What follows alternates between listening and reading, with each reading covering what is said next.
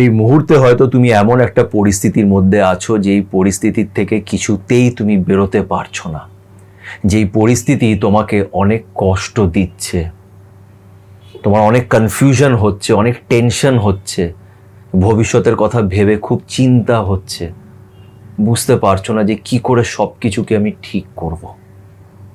কিন্তু বিশ্বাস করো, এই পরিস্থিতিতে ঈশ্বর তোমার সাথেই আছে এবং উনি তোমাকে কিছু এমন পাওয়ার্স দিয়েছে, যদি তুমি সেটা বুঝতে পারো তাহলে তোমাকে আর কেউ হারাতে পারবে না। যদি তুমি এই তিনটে জিনিস যেটা তোমার ভেতরে আছে যদি তুমি বুঝতে পারো, তাহলে মনে রেখো যে ঈশ্বরের বরদান এটা তোমাকে।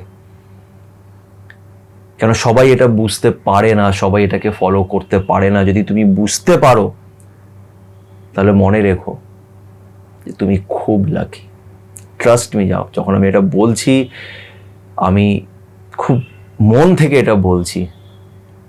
আজকের এই ভিডিওটাকে পারলে শেষ অবধি দেখো। হয়তো এই ভিডিওটা এই জন্যই আজকে তোমার চোখের সামনে এসছে, বিকজ ঈশ্বর তোমাকে বলতে চাইছে যে আবার উঠে দাঁড়া। তোকে আমি এমন কিছু জিনিস দিয়েছি, যদি তুই সেটা ফলো করতে পারিস, বুঝতে পারিস, তাহলে এই কষ্ট থেকে তুই বেরিয়ে আসবি। আজকের এই ভিডিওটাকে পারলে শেষ অবধি দেখো।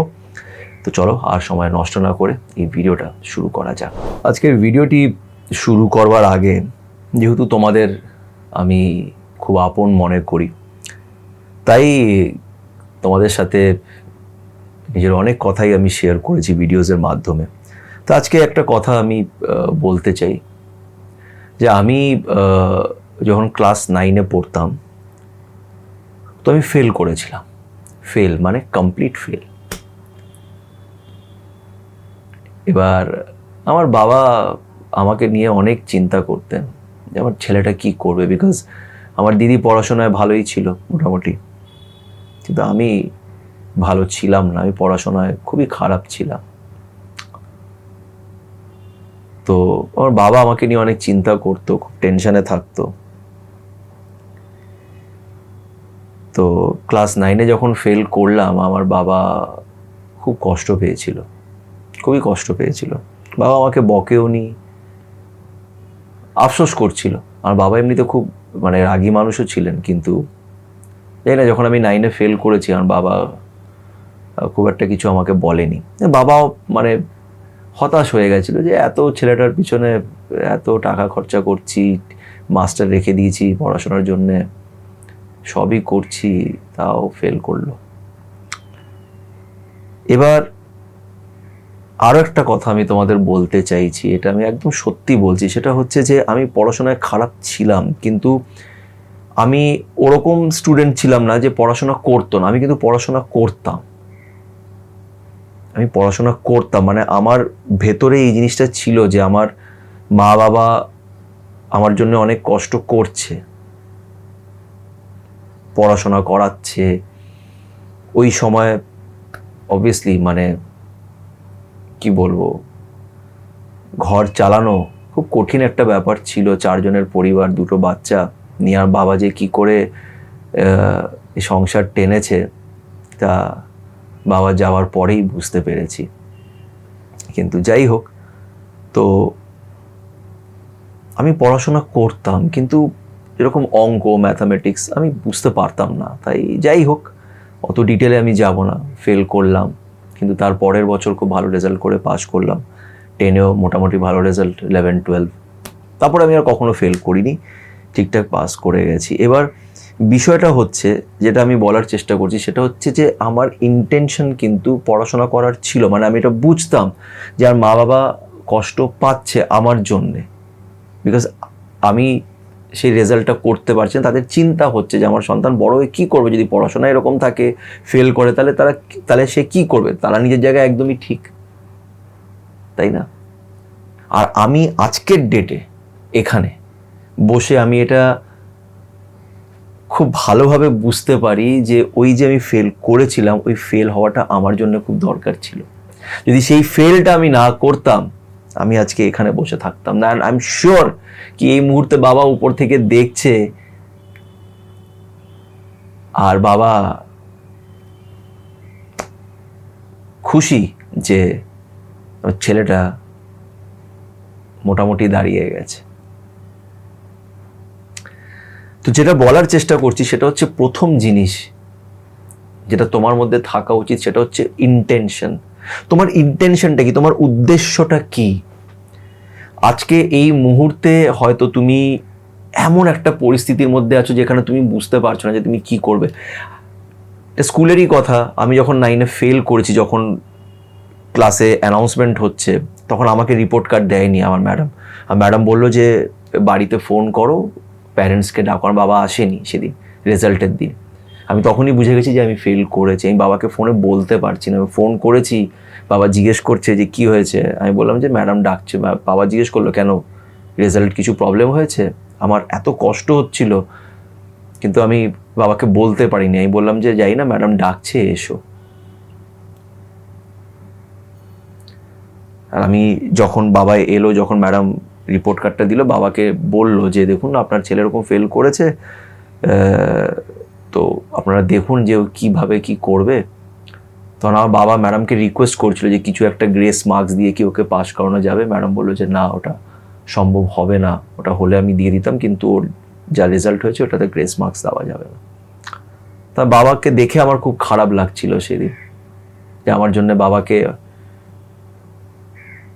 কিন্তু আজকের ডেটে আমি ভাবি যে ফেল হওয়াটা খুব দরকার ছিল। আর আমার ইন্টেনশনটা কিন্তু ভুল ছিল না। আমার ইন্টেনশন কিন্তু, আমি এটা বুঝতাম যে আমার মা বাবার কষ্ট হচ্ছে, আমার পড়াশোনাটা করা উচিত, আর আমি করতাম।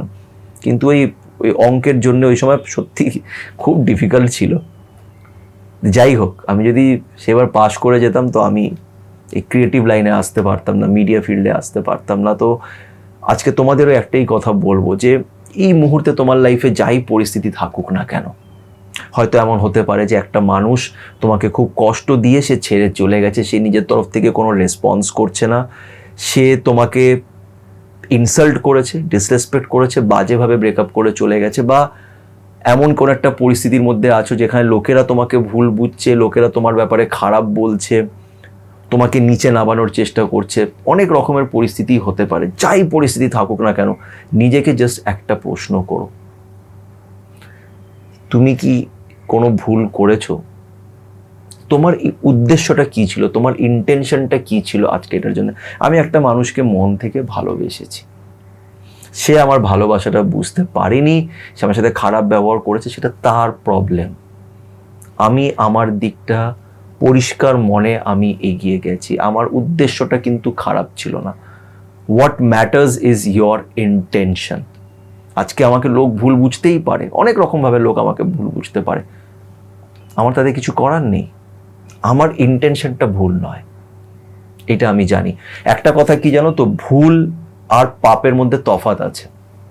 পাপ হচ্ছে ওটা যেটা আমরা ইচ্ছে করে করি, আমরা জানি যে আমরা পাপটা করছি, তাও আমরা করি কেন? আমরা সামনের মানুষটাকে কষ্ট দিতে চাই, হার্ট করতে চাই, আমরা ইচ্ছেকৃতভাবে সেটাকে করছি, আমাদের মনে হচ্ছে আমরা রিভেঞ্জ নেব, তাই জন্য আমরা করছি, সেটা হচ্ছে পাপ।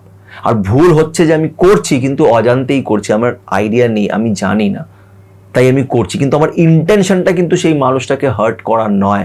আমার জন্যে সামনের মানুষটা কষ্ট পাচ্ছে, কিন্তু আমার উদ্দেশ্যটা তাকে হার্ট করা নয়। সেটা হচ্ছে ভুল। আর তুমি যখন সেই ভুলটাকে রিয়েলাইজ করবে, সেটাকে ঠিক করে নাও। আমরা মানুষ, আমরা ভুল করব, আমরা ভুল করবই, কিন্তু সেই ভুলটাকে যখন তুমি রিয়েলাইজ করবে তখন সেটাকে ঠিক করো। তার জন্য যদি কাউকে সরি বলতে হয়, তার হাতে পায়ে ধরতে, তাকে বলো যে আমার তরফ থেকে ভুল হয়ে গেছে। এটা হচ্ছে ভুল আর পাপের মধ্যে তফাৎ, যে পাপটা আমরা ইচ্ছেকৃতভাবে করি, আর সেটার তুমি যা ডেঞ্জারাস একটা শাস্তি পাবে, সেটা তোমার কল্পনারও বাইরে। আর ভুল আমি বলি যে ভুল করলে মানুষ শেখে, শেখার স্কোপটাই তখন আসে যখন আমরা ভুলটা করি। কিন্তু ম্যাটার করছে তোমার উদ্দেশ্যটা কি ছিল, ইন্টেনশনটা কি ছিল। আমার ইন্টেনশন তাকে হার্ট করার নয়। তো নিজেকে প্রশ্ন করো যে তোমার উদ্দেশ্যটা কি ছিল। দুনিয়া তোমাকে যা ইচ্ছা ভাবুক, লোকেরা তোমাকে যা ইচ্ছা বলুক, তোমার উদ্দেশ্যটা কি এরকম ছিল যেরকম লোকেরা বলছে? এটা নিজেকে জিজ্ঞেস করো। তোমার উদ্দেশ্য যদি ঠিক থেকে থাকে, তোমার ইন্টেনশন যদি ঠিক থেকে থাকে, তোমার চিন্তা করার কোনো দরকার নেই। বিকজ সবার ওপরে, ওই যে উপরে যিনি বসে আছেন, উনি আছেন, উনি তোমাকে দেখছেন, আর তুমি শেষমেশ তার কাছে জবাবদিহি। অনেক সময় না আমরা এমন একটা পরিস্থিতির মধ্যে পড়ে যাই, যেই পরিস্থিতিতে আমরা একবার এইদিকে পালাই, ওইদিকে পালাই, ওকে খোঁজ করি, একে ডাকি, ওকে ডাকি, অনেক কিছু করার চেষ্টা করি। কিন্তু আমি বলবো যে ছেড়ে দাও, কিচ্ছু করতে হবে না, জাস্ট সারেন্ডার করে দাও। কিছু পরিস্থিতি আমাদের হাতে থাকে না, সারেন্ডার করো আর নিজেকে জিজ্ঞেস করো যে তোমার উদ্দেশ্যটা ঠিক ছিল তো, তোমার ইন্টেনশনটা ঠিক আছে তো। যদি তোমার ইন্টেনশন ঠিক থেকে থাকে, তোমার চিন্তার কারণে কেন উনি তোমার সাথে আছেন, আর তুমি ম্যাজিকের মতন ওই পরিস্থিতি থেকে বেরিয়ে আসবে। তোমার হয়তো খুব ওভার থিঙ্কিং হবে যে আগে কি হবে, সব কিছু মেসড আপ হয়ে গেছে, এখান থেকে আমি বেরোতে পারবো না, সব কিছু কিরকম একটা কেচিয়ে গেছে, এখান থেকে কিভাবে আমি বেরোবো, কিভাবে লোকেদের বোঝাবো, ও আমাকে ভুল বুঝছে। ম্যাজিকের মতন তুমি এটার থেকে বেরিয়ে আসবে, বিশ্বাস করো। আমি যখন এটা বলছি, মানে আমরা সবাই নিজের লাইফে এমন অনেক পরিস্থিতি দেখেছি যেটার থেকে আমরা বেরিয়ে এসছি, যেটা আমরা ভাবিও নি যে বেরিয়ে আসবো। আমি অনেক দেখেছি, তুমিও দেখে থাকবে, তোমরা সবাই দেখে থাকবে। মনে করে দেখো সেই দিনগুলো যেখান থেকে তুমি বেরিয়ে এসছো। তার উপরে বিশ্বাস রাখো আর নিজের ইন্টেনশনটা ঠিক রাখো। সেকেন্ড হচ্ছে, এই ইন্টেনশন থেকেই সেকেন্ড পয়েন্ট আসছে অনেস্টি। তুমি যদি অনেস্টি ব্যাপারটাকে বুঝতে পারো, যে দেখো আমাদের মন না আমাদের সত্যিটা বলে দেয়। আমাদের মন জানে যে এটা যেটা আমি করছি ঠিক নয়, মন বলে দেবে। তো অনেস্ট থাকো, অনেস্ট টু ইয়োর সেলফ। অনেকজন না, মানে আমরা নিজেকেই মিথ্যে কথা বলি অনেক সময়, কিছু একটা জিনিস মানিয়ে নেওয়ার জন্য নিজেকে মিথ্যে কথা বলি। আমি জানি যে সামনের মানুষটা আমাকে ভালোবাসে না, আমি তাও নিজেকে মিথ্যে কথা বলি, নিজেকে বোঝাই যে ও ব্যস্ত আছে, ওর অনেক কাজ আছে, ও মনে মনে আমাকে ভালোবাসে। তোমার মন জানে যে ভালোবাসে না। বি অনেস্ট, নিজের সাথে অনেস্ট থাকো, মানুষের সাথে অনেস্ট থাকো। ইন্টেনশনটাকে পরিষ্কার রেখে অনেস্টির সাথে তুমি এগিয়ে যাও, শেষমেশ তুমি জিতবেই, তুমি কখনোই হারতে পারবে না। বিষয়টা হচ্ছে সবাই এই জিনিসগুলো বোঝে না। আজকে তোমাদের মধ্যে অনেক কমজনই এরকম আছে যারা আমার এই কথাগুলোকে আজকে হয়তো বুঝতে পারবে। এই intention and honesty is very important. এটা সবাই বুঝতে পারে না, আমরা সবাই জানি কিন্তু বুঝি না। অনেস্ট থাকো, অনেস্ট থাকো, লোকেরা যাই ভাবুক না কেন। দেখো আমি একটা ছোট্ট কথা বলছি, নিজের ব্যাপারে একটা কথা বলছি, যে এই যে ভেবে নাও আমি এই যে ভিডিওস বানাই, আমি নিজের মনের কথাগুলো বলি, যেটা আমি ভাবি আমি বলি। এবার তোমরা আমাকে একটা ভিডিওর মাধ্যমে 10 মিনিট 15 মিনিট করে আমাকে দেখছো, প্রতিদিন দেখছো 10-15 মিনিট, কিন্তু 24 ঘন্টা যারা আমার সাথে থাকে তারা আবার আমাকে অন্য রকমভাবে দেখছে। তারা ভাবছে যে সুমন্ত এত ভিডিওতে এত বড় বড় কথা বলে, দেখ এখানে এত ছ্যাবলামা মারছে, হাসি মজা করছে। লোকেরা আমাকে নিয়ে অনেক কিছু ভাবে, বাট আমি ভাবি না। আমি নিজের মতন করে থাকি, যেটা আমার করতে ভাল লাগে আমি করি, যেটা আমি ফিল করি আমি তোমাদের সেটাই বলি।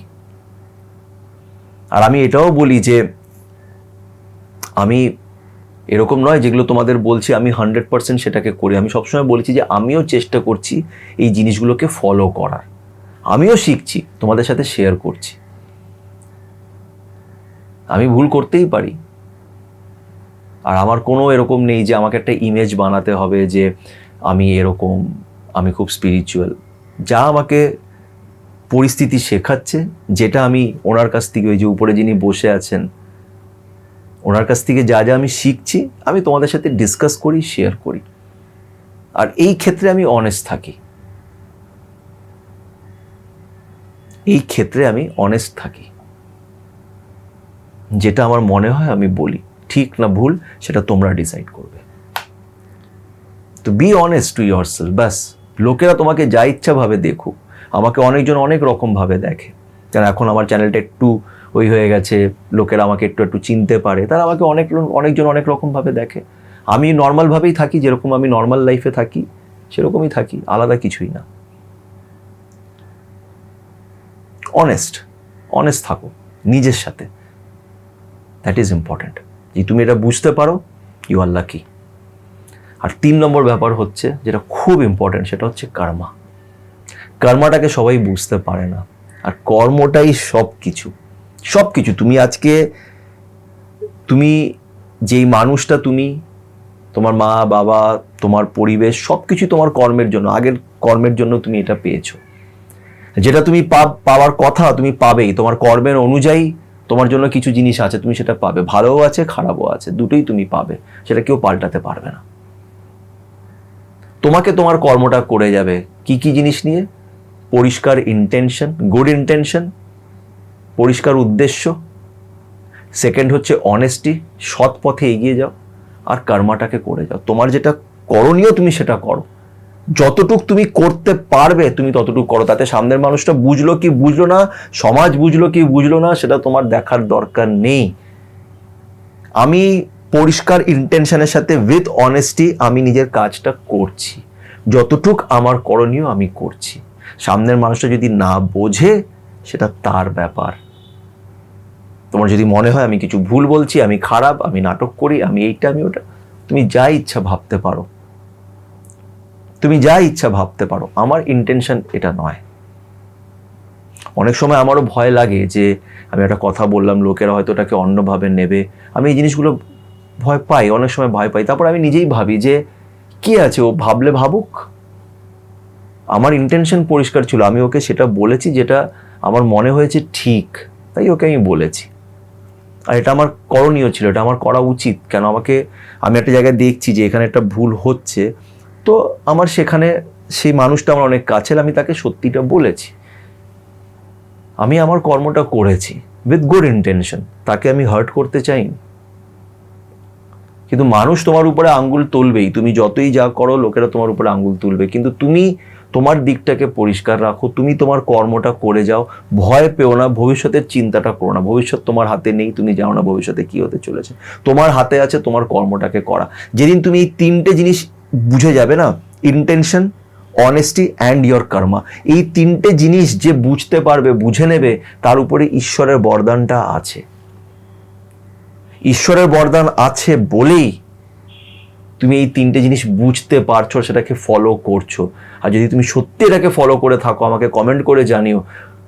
বিশ্বাস করো, তোমাকে কেউ হারাতে পারবে না। শেষমেশ তুমি জিতবেই। কেন 90% লোক এটা বুঝতে পারে না। ট্রাস্ট মি, তারা বুঝতে পারে না।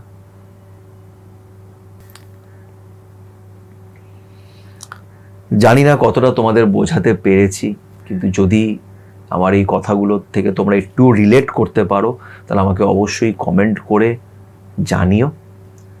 ভিডিওটি ভালো লাগলে লাইক করো, শেয়ার করো, আমার চ্যানেলটাকে অবশ্যই সাবস্ক্রাইব করো। পজিটিভ থেকো, তার উপরে বিশ্বাস রেখো। মনে রেখো যে উনি তোমার সাথে আছেন। চিন্তার কোনো কারণ নেই, তুমি এই পরিস্থিতির থেকে বেরিয়ে আসবে। তাই পজিটিভ থাকো এবং ভালো থেকো।